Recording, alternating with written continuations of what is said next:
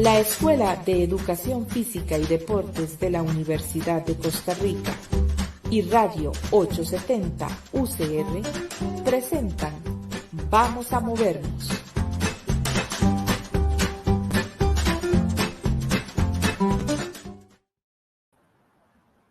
Bienvenidas y bienvenidos a Vamos a Movernos. Soy Cintia Campos, docente de la Escuela de Educación Física y Deportes de la Universidad de Costa Rica, y es un gusto estar esta mañana nuevamente compartiendo con ustedes sobre los beneficios del ejercicio en la salud. Hola, yo soy Gerardo Araya Vargas, también docente de la Escuela de Educación Física y Deportes de la Universidad de Costa Rica y académico en Ciencias del Movimiento Humano y Calidad de Vida en la Universidad Nacional. Junto a mi colega, la profesora Cintia Campos, vamos a estar conduciendo el programa Vamos a Movernos, actividad de difusión educativa de la Escuela de Educación Física y Deportes de la Universidad de Costa Rica. En esta ocasión vamos a estar conversando sobre temas del envejecimiento, pero vamos a enfocarnos en el envejecimiento saludable. Vamos a hablar sobre algunos aspectos a nivel teórico del envejecimiento, sobre todo para ponerlos en práctica y conseguir un envejecimiento que realmente sea saludable. Y pues para ello nos acompaña una especialista que la profesora Cintia Campos nos va a decir de quién se trata. Sí, Gerardo, para compartir este tema nos acompaña la doctora Yanina Blois Alvarado, quien es médico especialista en geriatría del Hospital Calderón Guardia, y a quien le damos las gracias por estar con nosotros esta mañana, doctora, y sacar este espacio para poder compartir y instruir a las personas que nos escuchan para poder tener un envejecimiento exitoso. Buenos días. Hola, buenos días. Bueno, sí, como ya dijeron, yo soy especialista en geriatría y gerontología. Muchas gracias por invitarme hoy, empezando el mes del adulto mayor. Creo que es un tema muy importante para todos, no solo para nosotros los geriatras, sino que la idea, creo, y de haberme invitado es compartir un poco y la idea también es como educarnos un poco sobre el envejecimiento, sobre la importancia de la población adulta mayor, que es con la que yo trabajo, pero en realidad es la población con la que la mayoría de nosotros o la mayoría de los profesionales vamos a seguir en salud y en otras áreas van a seguir trabajando en los próximos años. Y la idea de hoy era hablar un poco sobre teorías del envejecimiento y sobre la condición del envejecimiento, principalmente en Costa Rica, y lo que podemos hacer para estar mejor en este programa de Vamos a Movernos. Excelente, muchas gracias a la doctora Blois por acompañarnos y bueno, les recordamos que estamos en vivo por Radio 870 UCR y también en transmisión por medio de la plataforma de Facebook. Le agradecemos a Cristian Salas en controles de la emisora y a Sebastián Torres y Giselle Mora a cargo de la transmisión por medio de esta plataforma, y vamos a pasar de una vez a nuestro tema de fondo. Conversando y moviéndonos.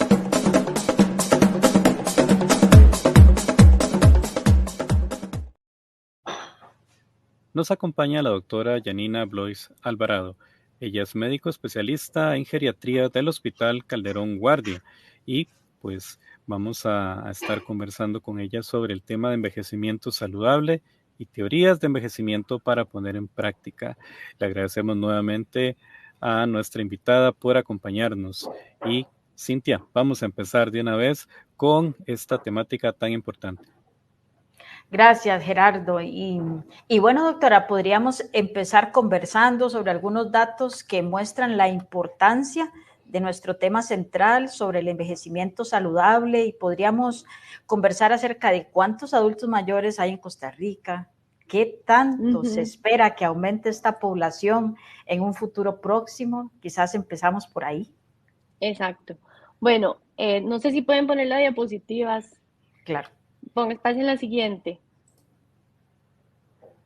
A los que nos acompañan en el radio no van a ver la diapositiva, pero en realidad esta diapositiva, los que están en Facebook y pueden verlas, es una portada de la National Geographic del 2012, o sea, ya hace un poquito más de 10 años, en donde nos hablaba ya de que si este bebé que nacía en el 2012 o el 2013 podía vivir hasta 120 años.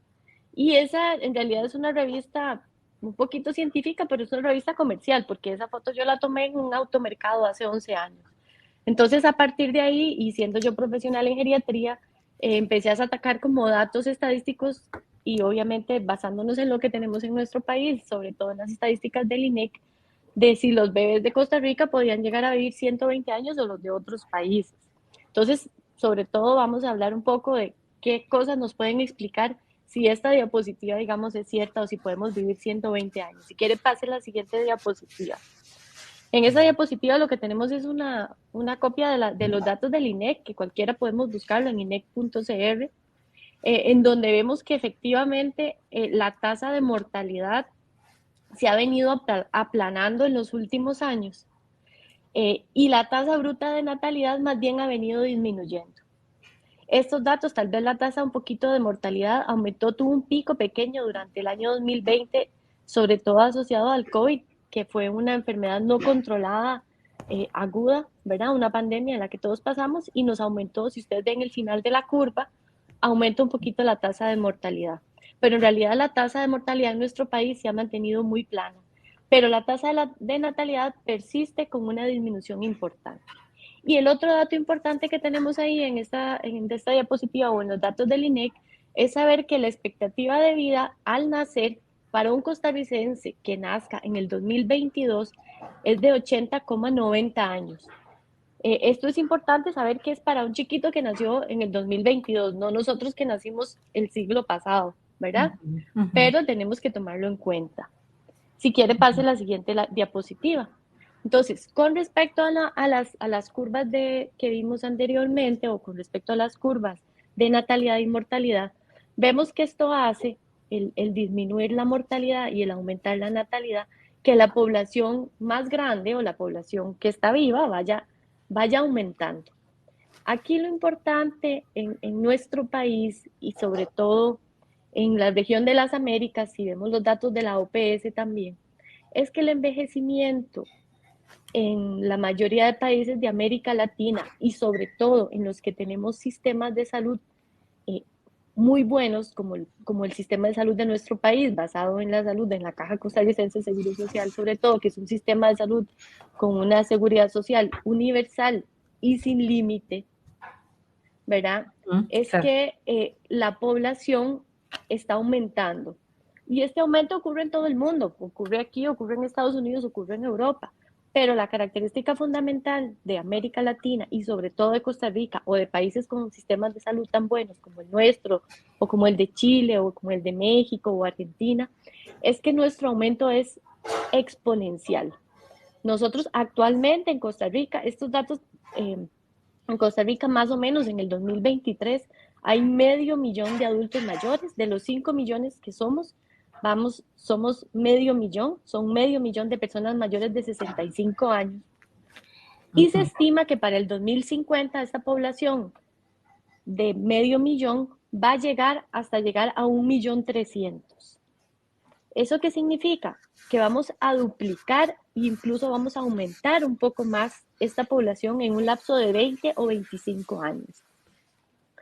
¿Qué pasa con los países desarrollados que ya están envejecidos? Por ejemplo, en Europa ya, y el total de población, para seguir hablando un poco de esto, somos 500,000. Eso significa que somos más o menos de un 9.5 a un 10% de adultos mayores en nuestro país.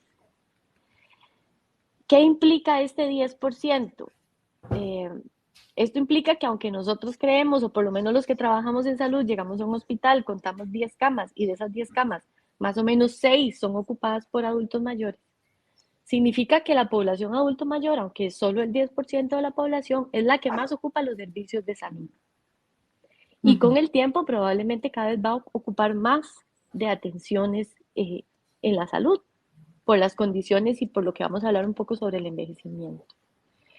Esta población va a llegar hasta un 18 a un 20% en un lapso de 20 a 25 años. Eso significa que la vamos a duplicar, que vamos a aumentar un 100% de lo que tenemos. Y eso se llama aceleración. A diferencia, por ejemplo, de países como España, por ejemplo, que la población ahorita es ya de un 20%, ellos ya están envejecidos, pero para el 2050 ellos estiman un 28%. Entonces ellos no van a duplicarse a un 40%, van a aumentar un 30, un 40% de la población que tienen ahorita. Y ya son sistemas de salud de países desarrollados que tienen su estrategia para atender. Entonces nosotros como país en vías de desarrollo y país con envejecimiento acelerado, tenemos que estar preparados para esto. Claro. No sé si tienen como algo de la estadística, pero yo creo que sí es importante que recordemos esto, porque muchas veces decimos, no, pero es que todo el mundo está envejeciendo. Sí, pero nosotros como país somos diferentes al resto de países y somos diferentes al resto de regiones. Por ejemplo, en Estados Unidos tal vez envejezcan igual o envejezcan mucho, pero ellos tienen una altísima tasa de migración, llega gente joven, entonces al final de cuentas el porcentaje de población adulto mayor no se acelera tanto como nosotros. Y esta aceleración es la que tenemos que tomar en cuenta. Y además, si vemos por grupos etarios, la otra parte importante no es que van a haber más de 65 años. Si nosotros lo vemos por grupos etarios, vamos a ver, por ejemplo, que mayores de 95 años, que ahorita más o menos son 600 mayores de 95 años, dentro de 20 años van a llegar a 2.800. Entonces, entre más viejos, entre más grupos etarios, más va a ser la multiplicación de esa aceleración. Entonces, creo que es algo que tenemos que tener en cuenta cuando pensamos en adultos mayores. No es solo los mayores de 65, son los mayores de 80, los mayores de 90, incluso los mayores de 100. Ahorita no tenemos más de 1.000 personas mayores de 100, pero dentro de 20 años vamos a tener 3.000 personas mayores de 100 años. Claro. Claro, doctora. Bueno, nos está dejando con un análisis importante, ¿verdad? Que nos impacta de repente, de entender cómo, de una manera sencilla, ¿verdad? Lo que significa tener un envejecimiento acelerado, ¿verdad? Que definitivamente necesitamos tomar estrategias. Y bueno, esta charla tiene la misión de poder aportar un granito de arena a quien nos escucha, ¿verdad? ¿Qué puedo hacer? ¿Qué puedo hacer, verdad? ¿Cómo quiero yo esta llegar a ser? situación. Claro. Exactamente, porque a veces no pensamos que vamos a llegar a vivir más de 90 o que vamos a llegar a vivir más de 80, ¿verdad? Pero la estadística es muy clara. Si usted ahorita, si usted calcula que en el 2040 va a tener 90, probablemente está en esos números de los 3.000 mayores de 90 años que van a haber en el 2040 con el 2050, Claro. ¿verdad? Entonces, ¿cómo queremos llegar a estar? Claro. Si quiere, pasamos la siguiente diapositiva para que nos preguntemos qué es el envejecimiento, ¿verdad? Claro. Ahí les voy a leer tres descripciones de diferentes libros que uno habla de una pérdida progresiva de la función y producción que se acompaña de una disminución de la fertilidad, un aumento de la mortalidad. La otra definición es un proceso que es progresivo, en donde se convierte un adulto sano, fisiológica y cognitivamente, en una persona menos sana, con mayor vulnerabilidad a enfermedades, lesiones y muerte. Y la tercera definición es disminución de las propiedades funcionales en todos los niveles celulares, tejidos y órganos. Entonces, cuando nos preguntamos qué es envejecimiento, en realidad si vemos esas definiciones biológicas, porque estamos hablando de definiciones biológicas, todas hablan de que la principal cosa es que es una pérdida. Eso no podemos quitarlo. Hay una pérdida y la otra característica es que es progresiva. Y el otro punto es donde, ¿qué pasa con esa pérdida progresiva? Esa pérdida que es progresiva nos hace más vulnerables. ¿Y más vulnerables a qué? A que tengamos más lesiones, a que tengamos más enfermedades o a que nos muramos. Eso es el envejecimiento. Entonces son tres palabras claves que podemos recordar, ¿verdad? Que es una pérdida, que es progresiva, que nos hace más vulnerables, que nos puede llevar a la muerte o a más enfermedades. Y lo otro importante es que es inherente a todas las personas, a los seres de la misma especie, o sea, todos estamos en ese proceso. ¿Verdad? Al final de cuentas, si quiere pasamos la siguiente diapositiva para explicarles un poquito que esas pérdidas biológicas, digamos que están ahí, lo que nos hacen ver es que nos llevan a un proceso de vulnerabilidad. A un proceso de vulnerabilidad en donde cualquier situación de estrés que es la situación de estrés puede ser una enfermedad, puede ser un accidente, puede ser un problema psicológico, un estrés, quedar viudo, por ejemplo. Lo que nosotros perdemos, porque nosotros podemos llegar a los 100 años y estando biológicamente bien en el sentido de que podemos caminar, hablar, trabajar, podemos comunicarnos, vestirnos, cumplir nuestras funciones básicas hasta los 100 o hasta los 110 años. Pero ya hay una disminución de esas reservas fisiológicas que no nos hace superar si nos exponemos a esa situación de estrés.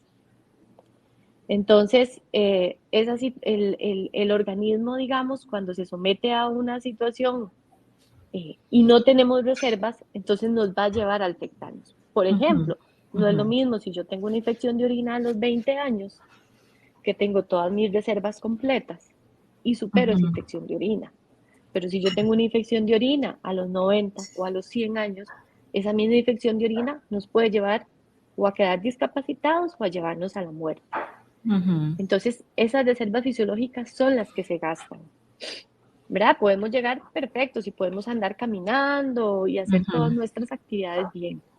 Pero por dentro, digamos, nuestro organismo ya no está preparado para superar situaciones de estrés. Claro. Eso es como el concepto de envejecimiento. Yo no sé si quieren como aclarar algo como palabras más sencillas de qué es envejecer. Sí, es muy importante tal vez puntualizar, bueno, primero el proceso, que es un proceso continuo, es de todo el ciclo de la vida.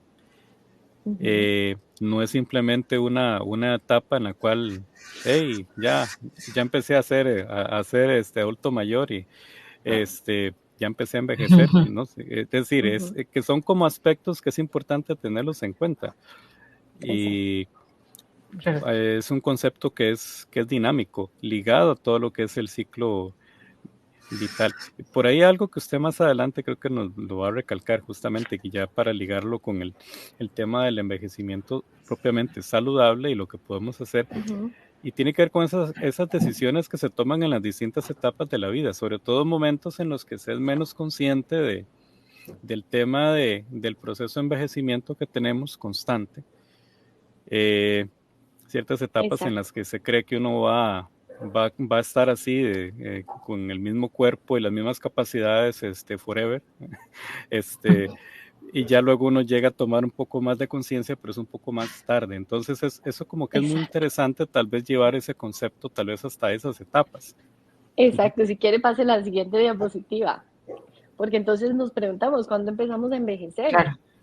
En realidad, bueno, ustedes más que están en la parte de la parte física, ¿verdad? Y en la parte del movimiento, recordemos en qué momento tenemos los atletas de alto rendimiento, ¿verdad? El pico máximo de alto rendimiento, no sé, es entre los 20 y los 30 años, que es en el momento en que desarrollamos nuestras máximas capacidades fisiológicas y empezamos a envejecer más o menos a partir de entre los 35 y los 40 años, todos, ¿verdad? Sí.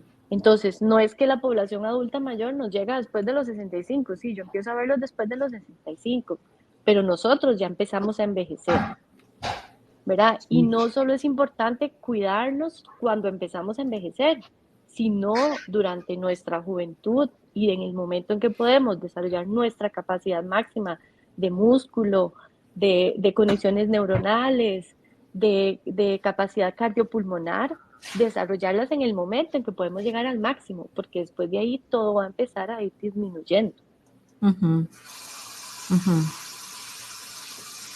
No, y realmente... Y esta diapositiva, bueno, ahí vienen algunas de las funciones, ¿verdad? En porcentajes de cómo van disminuyendo conforme pasa el tiempo, o en qué momento empieza a disminuir las principales, el índice cardíaco, la velocidad de conducción nerviosa, la capacidad máxima de respiración, la velocidad de filtración glomerular, que son funciones fisiológicas. Y esa disminución, como dijimos anteriormente, no significa que se van a acabar y que yo no voy a poder volver que el corazón no se va a mover, ¿verdad? Lo que disminuye, cuando hablamos del porcentaje que disminuye y empezamos a envejecer, son las reservas para situaciones de estrés, porque podemos vivir hasta los 100, ¿verdad? Pero las reservas van a estar disminuidas en todas las funciones metabólicas, digamos. Sí, claro. Claro, y realmente es un tema, un concepto que empezamos a tocarlo en momentos que uno podría pensar tardíos, porque la verdad que no nos educamos desde nuestro concepto. Estoy analizando mi carrera, ¿verdad? Desde una edad tan temprana como la escuela, el colegio, ¿verdad? A futuro, porque no pensamos en eso, es toda una realidad. No enseñamos de esa manera, ¿no? Sino que estimulamos a aquel que quiere moverse de una manera importante, el que no quiere tratamos de educarlo, pero no en función de lo que significa tener mejores reservas para el futuro. Y no solo eso, porque estamos hablando muy biológicamente, ¿verdad? Pero la actitud, ¿qué tanto puedo yo decidir en X o Y momento? Voy a ser una persona activa por esta y esta razón, ¿verdad? No siempre sentamos las bases para que la persona de manera integral tome decisiones oportunas para enfrentar esta situación que empieza a presentarse en la tercera década, la cuarta década de edad, ¿verdad? Exacto, muy importante. Exacto, eso es súper, súper importante. Y creo que parte de esto también, y enseñarles los otros datos del envejecimiento acelerado, es saber que probablemente yo, que tengo 40 años, yo soy la adulta mayor que va a estar en el 2045, ¿verdad? Entonces, ¿cómo quiero yo llegar a ser esa adulta mayor? ¿O cómo quiero yo que mis hijos lleguen a su desarrollo máximo?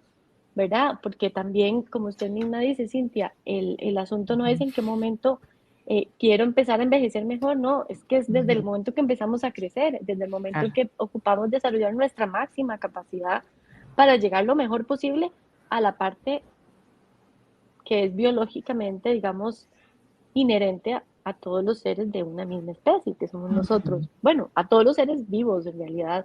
Cada especie envejece diferente, ¿verdad? Eso es otro tema aparte, pero es inherente a todos los seres de la misma especie y de todas las especies.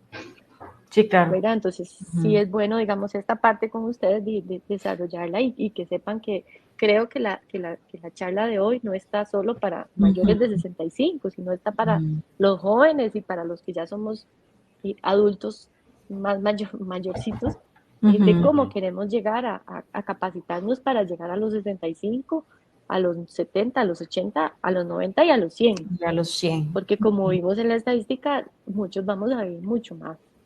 Si quiere, pasemos la siguiente diapositiva. Bueno, este es mi bisabuelo, un italiano que hacía pasta todos los domingos para la familia, que nosotros íbamos muy felices a comer, y él tenía 90 años y estaba haciendo la pasta para las 30, 40 personas que llegábamos a comer, ¿verdad? Y nadie le ayudaba porque no permitía. Entonces, para que veamos que a los 90 años podemos seguir haciendo las cosas, aunque nuestras reservas están disminuidas. ¿Verdad? Claro. Él tenía algunos genes ahí del sur de Italia que ahora vamos a hablar un poquito de cuánto nos protegen los genes, pero si quieren, pase la siguiente diapositiva. Bueno, esos son moleculares, ese si quiere la pasa porque no nos va a ilustrar mucho. Y cuando hablamos de teorías biológicas en sí del envejecimiento, no podemos hablar de una sola. Ahí yo les pongo algunas, que son 7 teorías que están todas interrelacionadas, pero en realidad no hay una sola teoría que nos diga por qué envejecemos. Al final de cuentas, todas se complementan.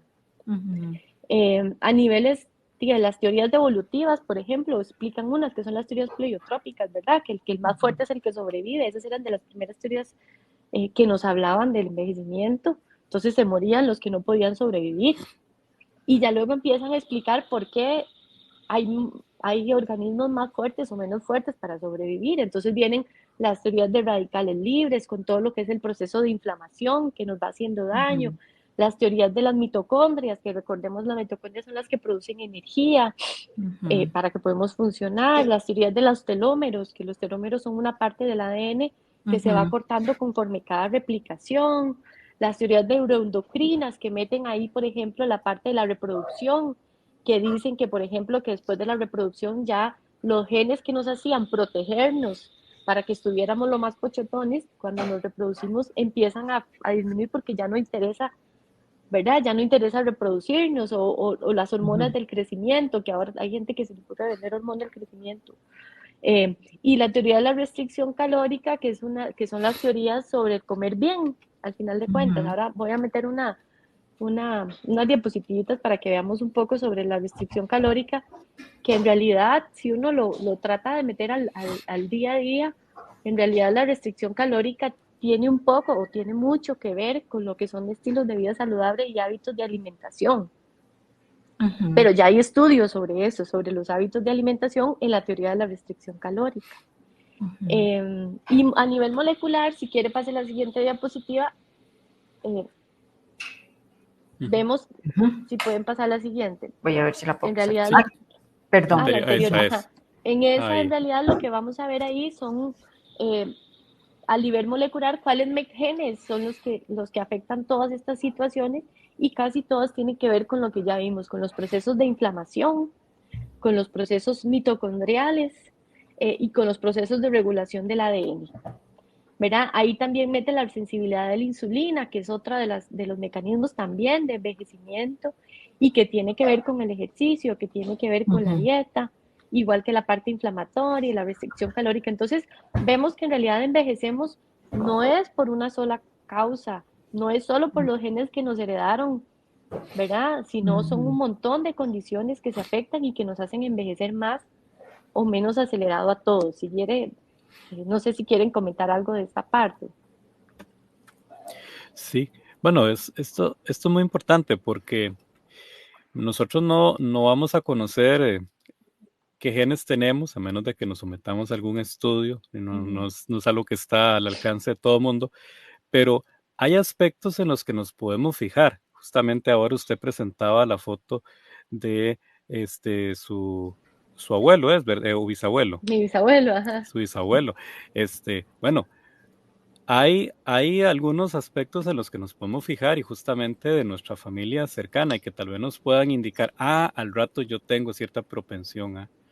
Entonces, tal vez por ahí creo que eso es algo que sería interesante profundizar, en lo que la gente podría fácilmente notar que, bueno, de repente tiene algún antecedente familiar que sí podría mostrar alguna predisposición genética a desarrollar algo de esto. O, bueno, pues también está lo que se ha visto desde la epigenética, que es ya donde entraría el tema de, bueno, qué tanto yo puedo influir para que algunos genes se queden por ahí quietos. Bueno, ya usted nos va a hablar de eso. De ahorita vamos a pasar. Si quiere, pase la siguiente diapositiva. En la siguiente. Entonces, digamos ahí, yo esta parte en realidad son 3 conceptos básicos que yo quiero que quede claro también, que a mí me parece que a veces es importante, que son los 3 conceptos, desde la esperanza de vida, la esperanza de vida al nacer, que es la proyección de la cantidad de, la esperanza de vida es la proyección que uno puede llegar a vivir de acuerdo al momento en que uno nace. Entonces, si ustedes la pueden buscar en el INEC, digamos, cuando yo nací en los años 70, la esperanza de vida al nacer para mí era como de 66 años. ¿Verdad? Luego está el otro concepto que es importante saber, que es la vida máxima, que es el individuo más longevo de una especie. Y explica un poco la diapositiva que yo les puse al principio, de que salía en la National Geographic, de los 130 años, que si todos los bebés pueden llegar hasta los 130. Entonces, cuando vemos los avances de la ciencia y tratamos de aumentar la longevidad y vivir más, al final de cuentas, no es que alguien va a vivir más que otro. La vida máxima es la vida máxima que tiene el individuo más longevo de esa especie. Más o menos el promedio, lo máximo que se ha encontrado, creo que son 127 años.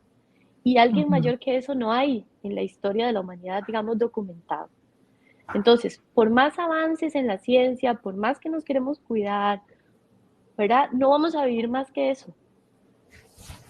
Y la ciencia todavía no ha logrado encontrar eso. Lo que la ciencia sí ha hecho es que tengamos una esperanza de vida al nacer más alta, ¿verdad? Y eso empezó desde los siglos pasados. Ven que en 1789 la esperanza de vida al nacer era 35 años.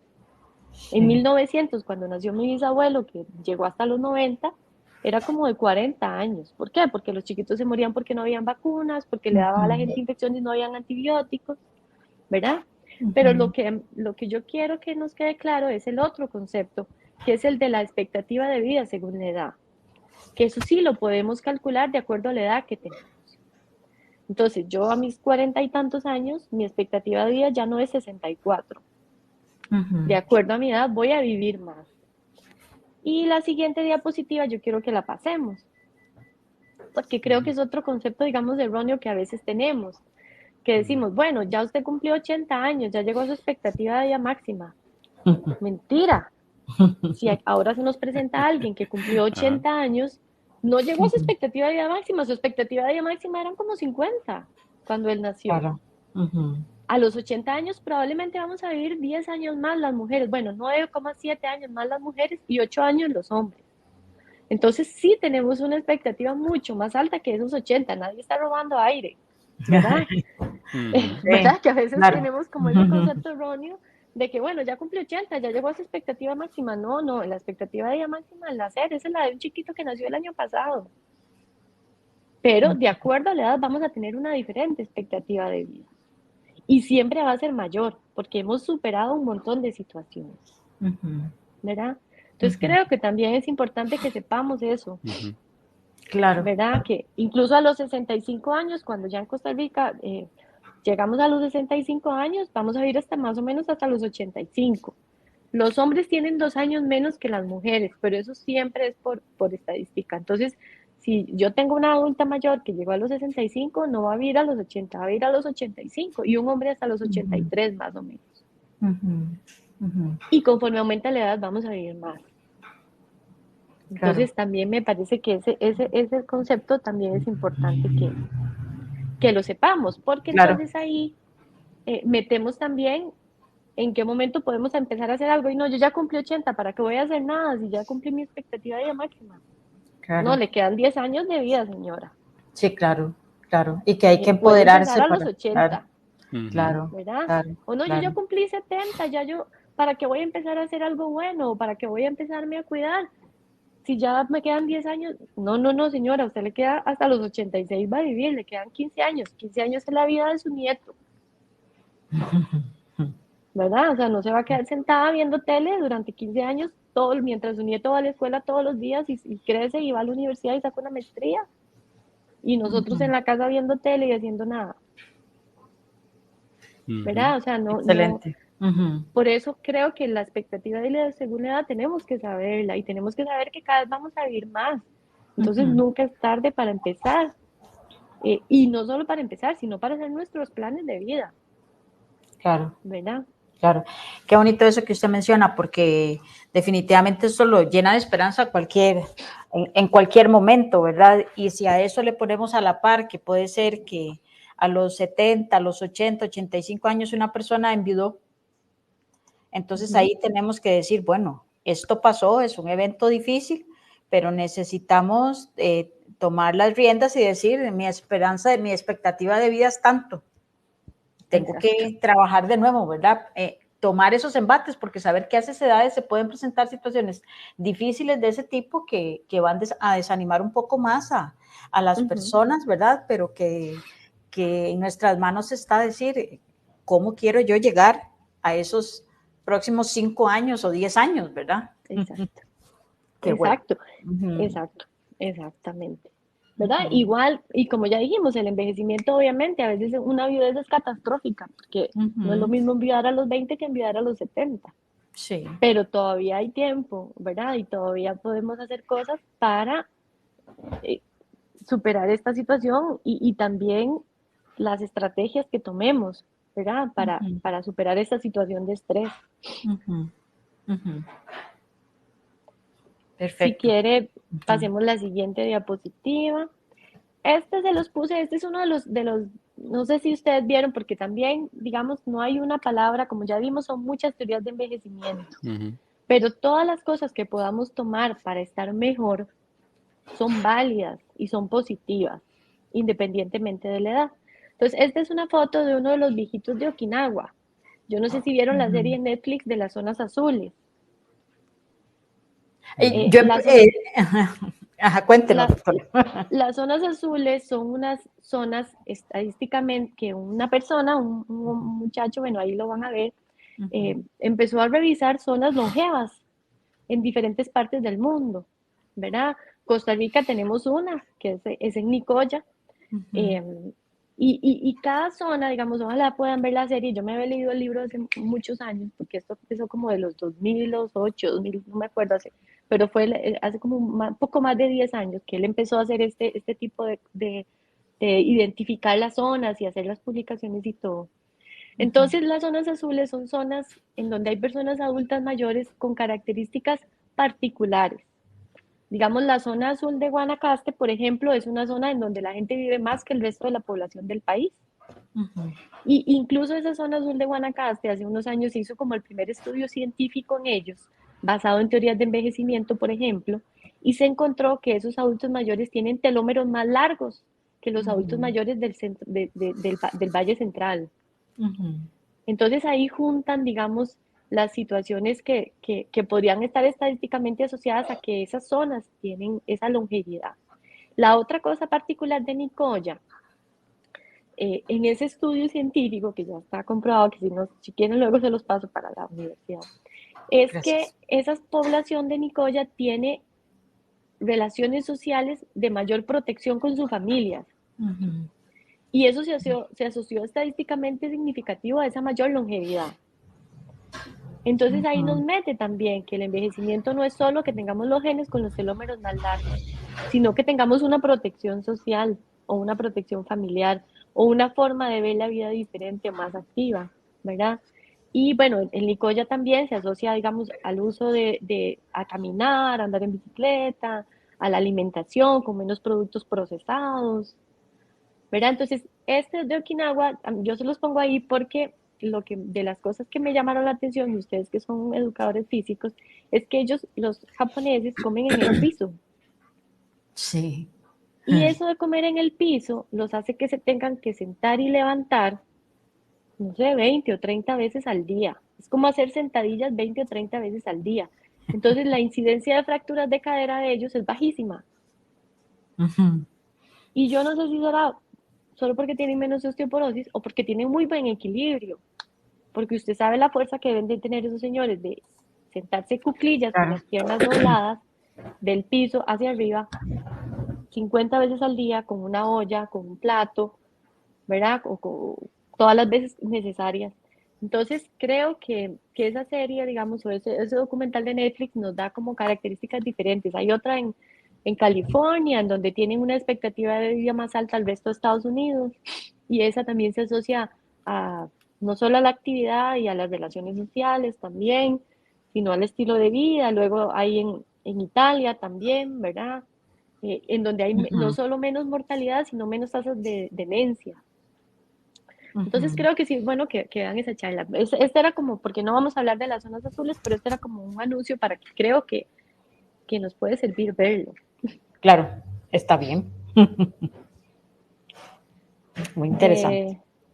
Si quiere, pasemos a la siguiente diapositiva. Y ya llegando al tema también, bueno, yo creo que ya hemos hablado, pero al final de cuentas, bueno, el concepto del envejecimiento saludable es el continuo, es un proceso que es continuo, ¿verdad?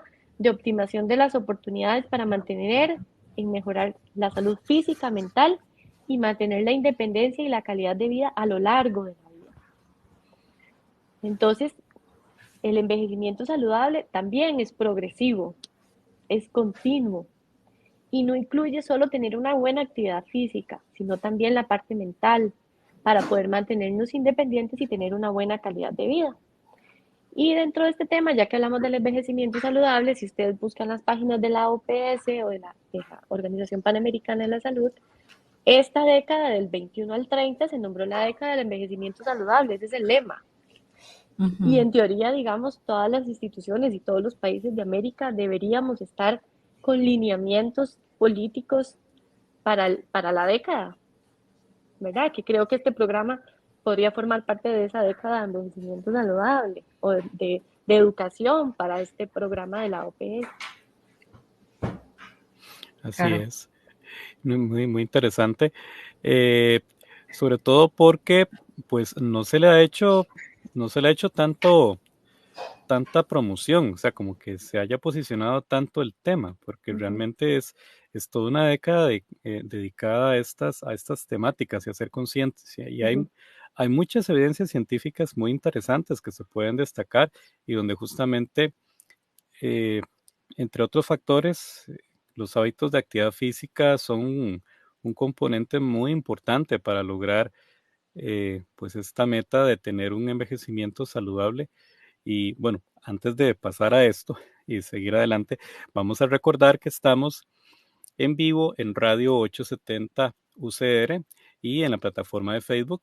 Estamos desarrollando el programa Vamos a Movernos, programa de la Escuela de Educación Física y Deportes y de la 870 UCR. Estamos conversando sobre envejecimiento saludable y teorías del envejecimiento para poner en práctica. Nos acompaña la doctora Yanina Blois Alvarado. Ella es médico especialista en geriatría del Hospital Calderón Guardia. Y bueno, continuamos con este tema, doctora. Ok. Bueno, entonces quedamos de que estamos en la década de envejecimiento saludable. Creo que sí, como usted dice, falta un poco más de proyección, pero yo creo que entre más hablemos de esto, más vamos a saber todos. Si quiere, pasemos a la siguiente diapositiva. Y entonces, bueno, llegamos al punto que podemos modificar. ¿Qué podemos modificar para envejecer mejor y para llegar bien?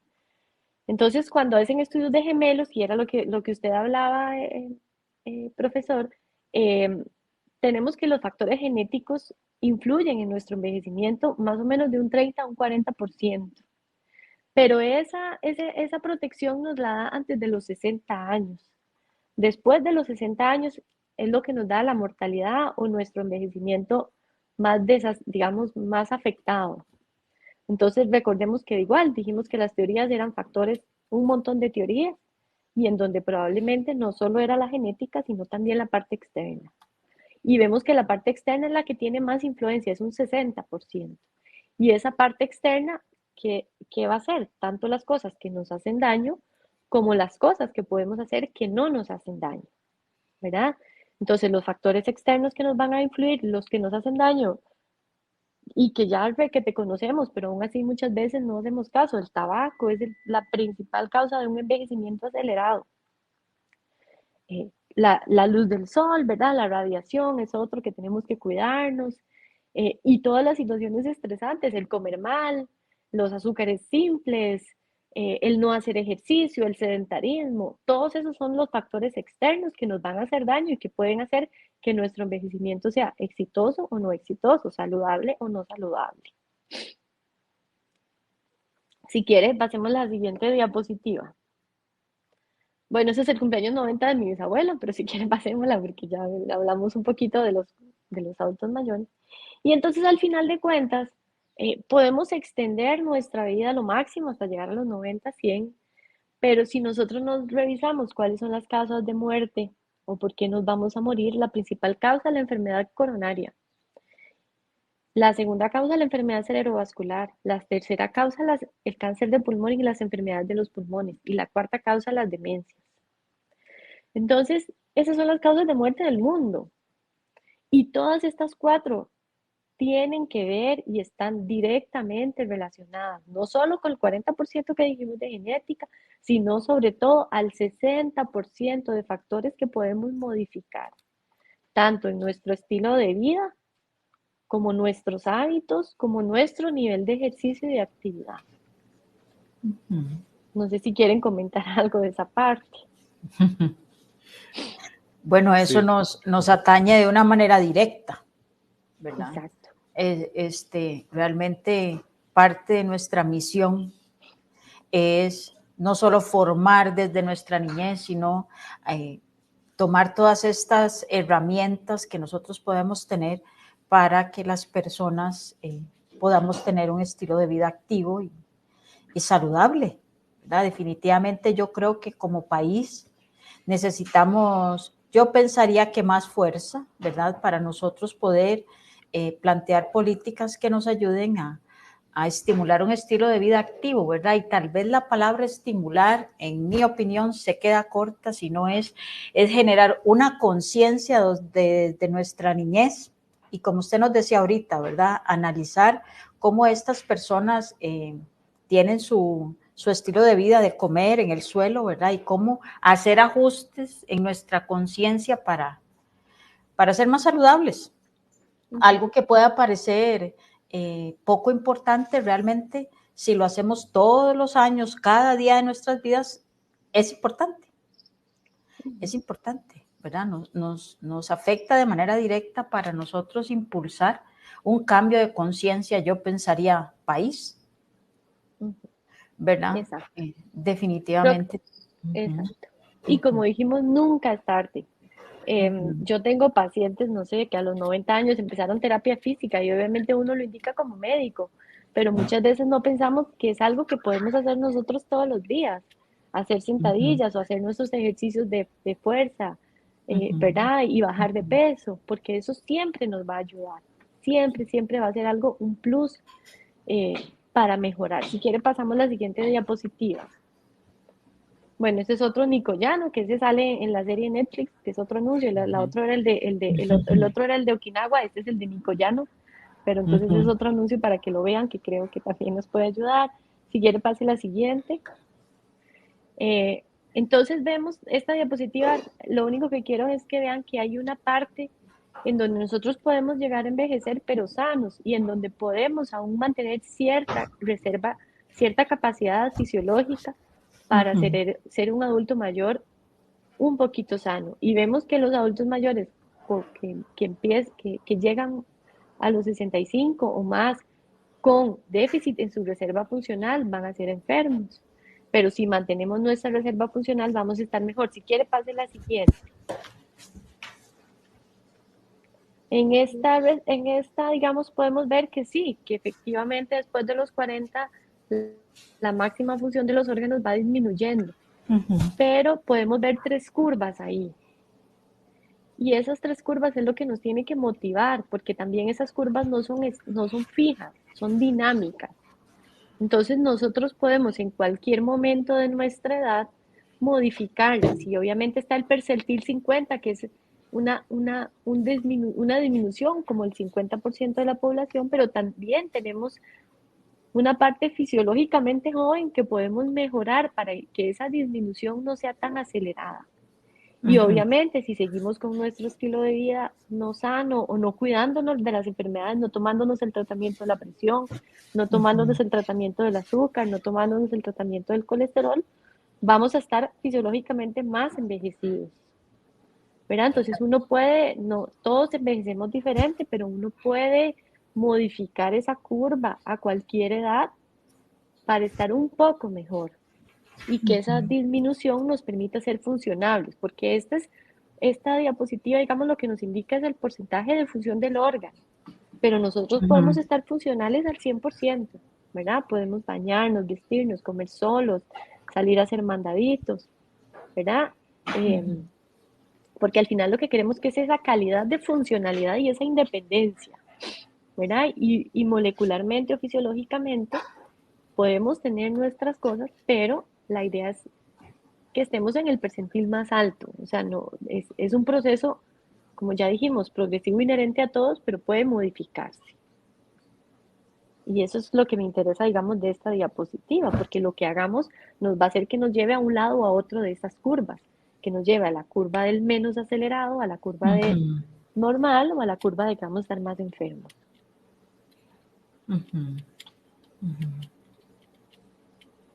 Bueno, este concepto está muy bonito. Ok, no quiero interrumpir ni redundar, okay. Le doy la palabra. Si quieres, pasemos a la siguiente. Y entonces, ¿qué estrategias tenemos que tomar? Basado en todo lo que ya hablamos, que yo creo que eso es lo que ustedes también pueden aportarnos. Las cosas que ya sabemos, pero que tenemos que hacer para poder llegar a una curva mejor. ¿Verdad? Claro. Entonces, ¿qué tipo de ejercicio tenemos que hacer? Todos los tipos de ejercicios. Claro. Y creo que en eso ustedes pueden ahondar un poco más, y ustedes que tienen experiencia con adultos mayores. Ejercicio aeróbico, que recomienda la Asociación Americana de Cardiología, 30 minutos mínimo 3 veces al día. ¿Y qué recomienda la Asociación de Geriatría? Agregar fuerza y equilibrio. Ejercicios de fuerza y ejercicios de equilibrio. Entonces, no es solo un tipo de ejercicio, sino que hagamos todos para estar mejor. Así poder modificar nuestra curva.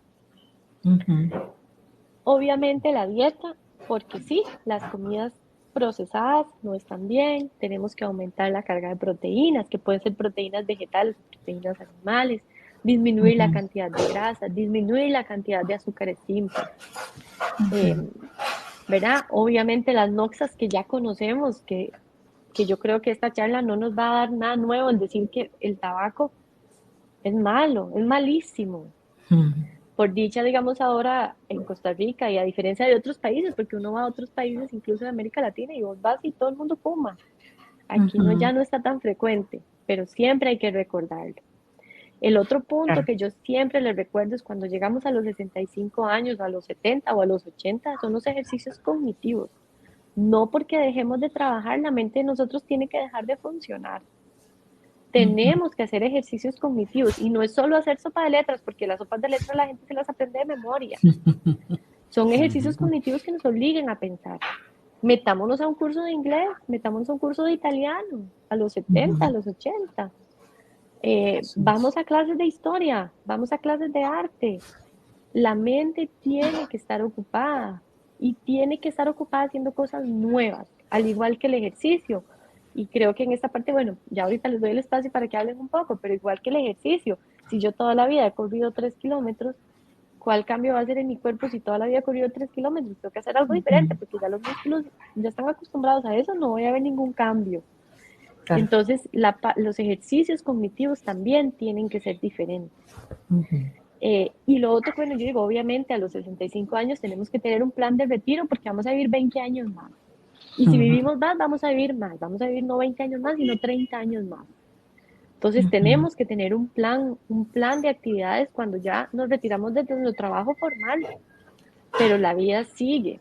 Y como ya dijimos, vamos a vivir hasta los 90, hasta los 100. Así es. Entonces, las estrategias que tomemos cada uno con nosotros mismos y con los adultos mayores que nos rodean son súper importantes. ¿Verdad? No es porque ya estoy viejito y tengo 70, me voy a quedar todo el día en una mecedora. Eso no funciona. Ya igual perdemos la parte física y perdemos la parte cognitiva. Y como tarea yo a veces digo que todos tenemos que tener un plan de vida, que puede ser un plan de años, un plan de meses, un plan de semanas o un plan de día. El que yo esté hoy aquí, porque son las 11 de la mañana, yo sabía desde ayer que mi plan de hoy era levantarse, ir a trabajar, ver los pacientes, sacar los 10 minutos de 11 a 12, ¿verdad? Y eso nos hace que la mente y la parte física esté ocupada. Sí. ¿Verdad? No sé si quieren como agregar de esta parte, de las estrategias, que yo creo que es como lo más... Sí, bueno, nosotros vamos a hablar, de como tenemos el mes dedicado un poco al adulto mayor, nosotros vamos a tener más claramente hablar sobre ejercicio, qué tipo de ejercicio, con distintas metas específicas. Vamos a irlo abordando durante el mes. Así aprovecho para invitar a las personas que nos están escuchando el día de hoy. Y más bien que lo que usted nos tenga que decir, nos lo diga hasta el final. Ok. Entonces, sí, las estrategias individuales para tener un envejecimiento saludable no es solo hacer ejercicio físico, cuidarnos de la dieta, de las noxas.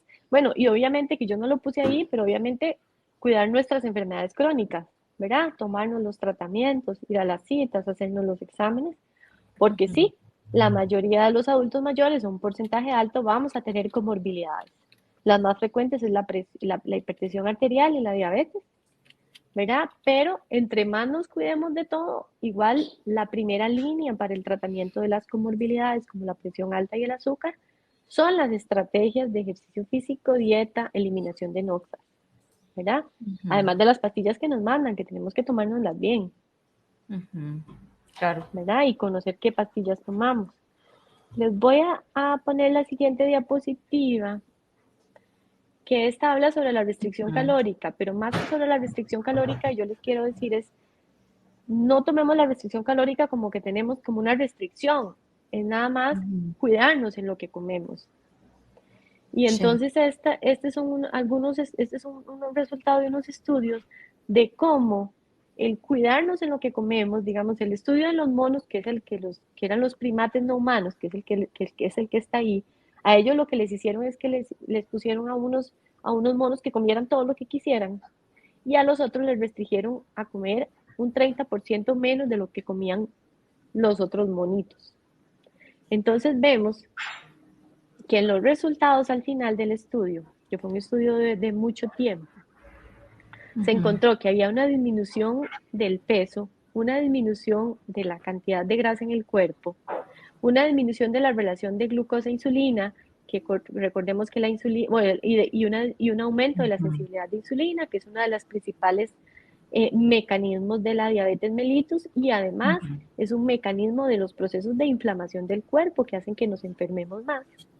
Una disminución de la presión arterial, entonces vemos que también se afecta la presión arterial cuando comemos mejor y cuando tenemos mejor control de nuestro peso. Una disminución de los triglicéridos y un aumento del colesterol HDL, que es el colesterol que nos protege. Entonces, ¿eso qué significa? Que no importa la edad que tengamos, podemos cuidarnos para controlar estas enfermedades y que nos hagan envejecer menos. Y si quiere pasamos la siguiente diapositiva. Porque en esta diapositiva yo lo que les quiero enseñar es las fotos. Los que están en radio no la pueden ver. Pero a la derecha tenemos los monos con restricción y a la izquierda los monos sin restricción. Que son esos que dijimos, los que tenían restricción son los que disminuyeron el peso, disminuyeron las grasas, mejoraron las grasas buenas, disminuyeron la presión. Y aunque sea el fenotipo, véanlo físicamente, se ve mucho más joven, aunque tiene la misma edad, el que está a la mano derecha, que es el mono con restricción, que el otro que está a la izquierda, que es el mono sin restricción. Pero al final de cuentas, esta restricción, ¿qué nos traduce? Si nosotros nos recordamos la diapositiva de la OPS, la principal causa de muerte son las enfermedades cardiovasculares, en segundo las enfermedades pulmonares, en tercero las enfermedades de demencia. Y entonces, ¿qué pasa cuando nosotros nos cuidamos? Vamos a tener una disminución en la mortalidad asociada a enfermedades de, digamos, por lo menos en este estudio, hasta de un 40% menos comparado con el otro grupo. Disminuimos las enfermedades más prevalentes como el azúcar, el cáncer y las enfermedades cardiovasculares, ¿verdad? Y nos preserva también la masa cerebral. Entonces también nos disminuye la demencia. Entonces el cuidarnos y el tomar nuestras acciones de protección, las acciones individuales que hablamos anteriormente de dieta, ejercicio, tabaco, ejercicio cognitivo y planes de vida, nos va a proteger también de morirnos y también nos va a hacer que tengamos un envejecimiento más saludable. Si quiere, pase la siguiente diapositiva, que creo que ya es la última.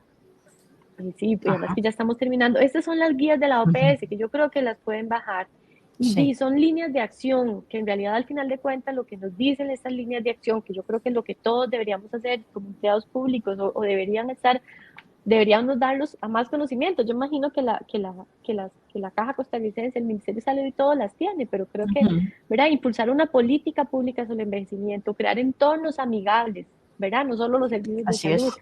Armonizar los sistemas de salud con las necesidades de las personas mayores, desarrollar la prestación de servicios de salud que sea a largo plazo sostenible y equitativo, y mejorar la medición y el seguimiento de la investigación sobre el envejecimiento.